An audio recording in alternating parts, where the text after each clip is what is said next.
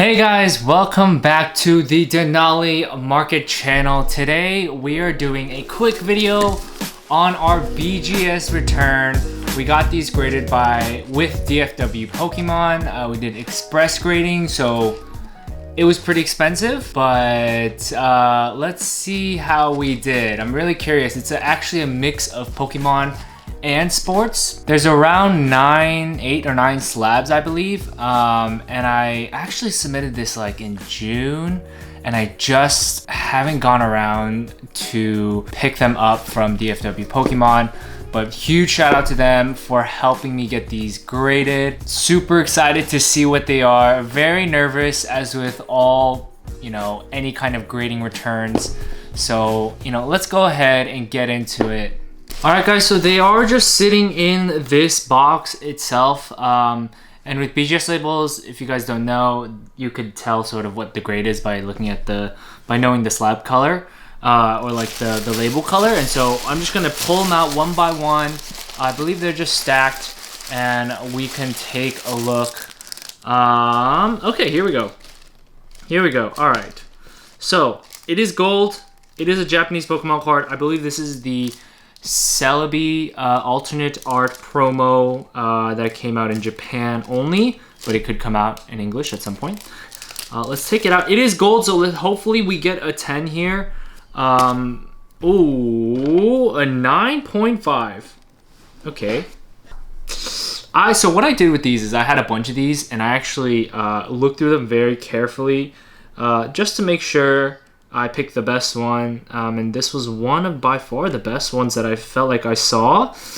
9.5 isn't the best, just because since it's a 9.5, you're left with this dilemma like, okay, should I now go cross-graded with PSA or CGC or whatnot to maybe potentially get, or probably not CGC because they actually grade harder, but with PSA especially, like, should I go ahead and get this cross-graded? And so you're left with this kind of a dilemma, and if you take a look at the subgrades, it's 9.5, 9.5, 10, 10. So really it was 0.5 away from getting a 10, like a regular BGS 10.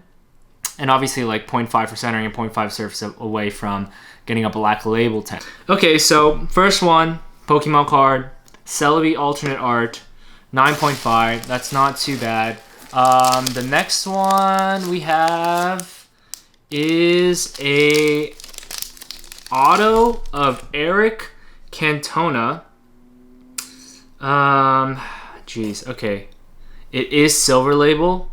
Wow, centering 9, corners 9, surface 9, edges are 10. So, 9 mint, 10 autograph. I mean, that's really nothing crazy. I mean, 10 autograph won't, I think, increase the value by too much.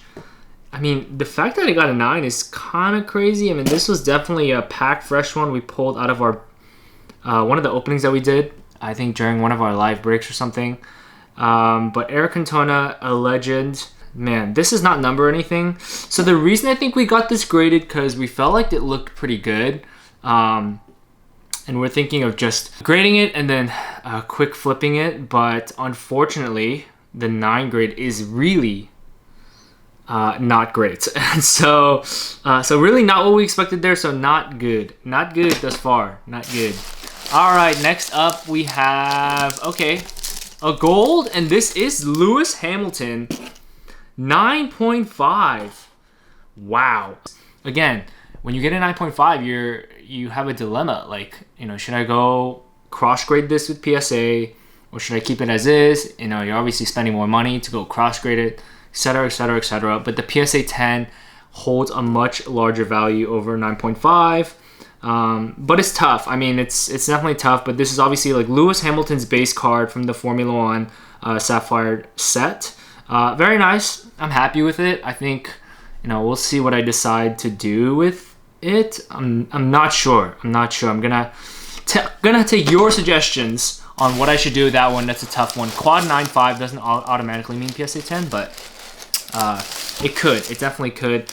All right, so here's one of those where, man, this is tough. Like, this is really, really tough because, and you guys can see like my reflection maybe a little too much on the slabs, but A 9, a mint 9 on a base card. So that's not good at all, really.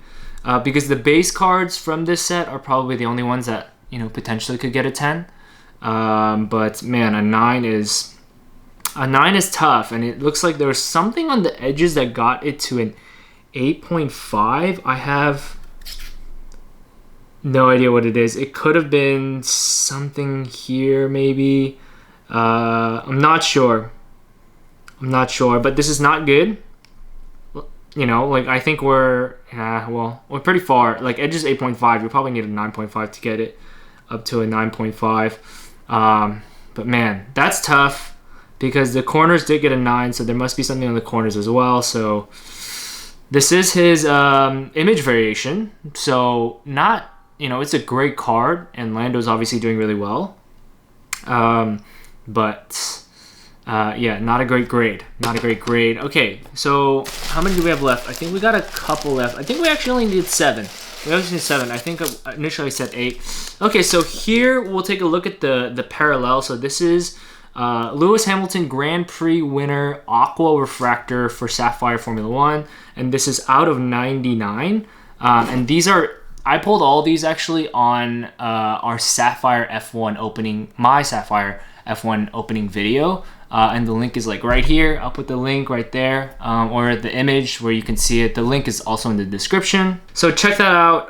Watch me pull a lot of these, but it's a good card. It's not his base or his image variation or anything, so it's not going to be worth a ton, but it is Lewis Hamilton. The edge is 8.5. So I don't know if you guys will be able to see, but you'll see a little bit of this damage on almost every single Lewis Hamilton. Sorry, you'll begin to see a little bit of this damage in almost every single refractor in Sapphire F1. So not good at all. But basically, I guess the way the hobby will interpret it is like 9s are really good.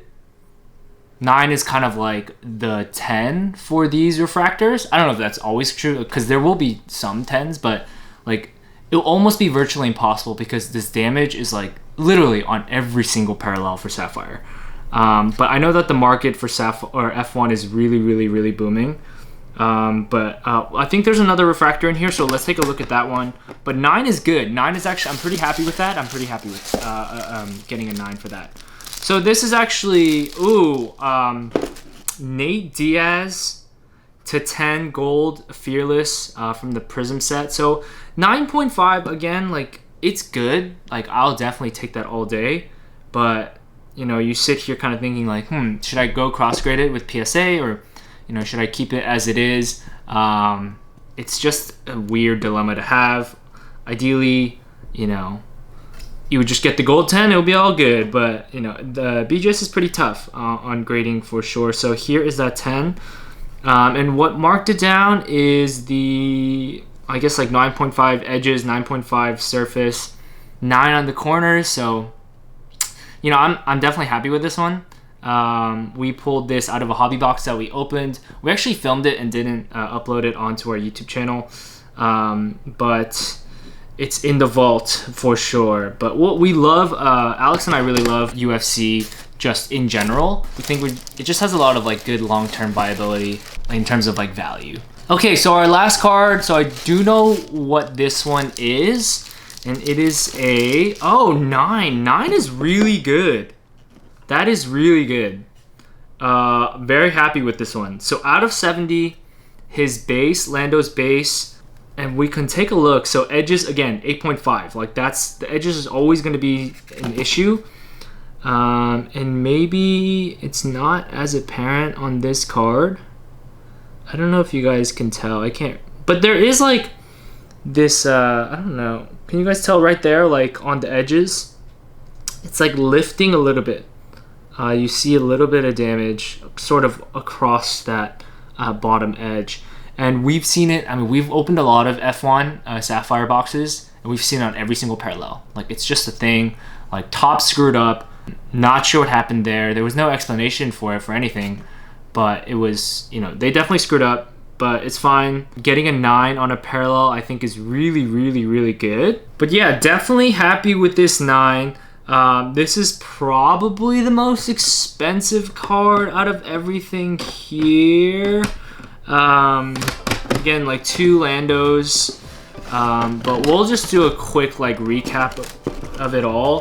The Lando out of 70 with the 9. The Nate Diaz 9.5. That is Fearless to 10. And the Lewis Refractor Aqua, that's to 9. Lando, that's a 9. Again, like I really wish this probably like would have gotten a 9.5 like this, like a quad 9.5, like this Lewis did, but it is what it is. This one we'll definitely think about, like, should we go ahead and send this to PSA to cross grade it? And then this Cantona, like we just sort of threw in there. I know it's like funny to throw in cards and it costs like over $150 to express grade them, but we did want to see what this one could get. But unfortunately this is not numbered or anything. I think it's just a first off the line exclusive. I could be wrong, but that's like the blue shimmer, I believe. It is a very nice looking card. I just don't know if there's like really any value on it. And then this Celebi promo from the Jet Black campaign, I guess, in Japan. And so we'll see if this card comes out in the US. I think it will. Like most cards do just end up coming out in the US. It just takes time, whatever Pokemon has planned. But getting a 9.5 on this one was so close to a 10. Like so close, so close. But it is what it is. So a bunch of 9s and 9.5s. You know, thankfully we didn't get an 8, or an 8.5. The lowest grade we got was a 9, and the highest grade we got was a 9.5. So it's just 9 and 9.5 city for this return here. Let me know what you guys think I should do, especially for some of these 9.5s. If you guys think I should be cross grading with PSA, which is risky because you obviously are paying to potentially get it to a 10. If it doesn't get a 10, you just get it like sent back to you, and you know you paid however much you wanted to grade it for. And would love to hear any other thoughts and comments, questions, whatever you guys have down below. Feel free to put those in. Alright guys, make sure to like and subscribe if you enjoyed this video. We will be doing more openings, and we have a lot of other grading returns to get through, and so we'll have a lot more content out for you guys. Alright, peace!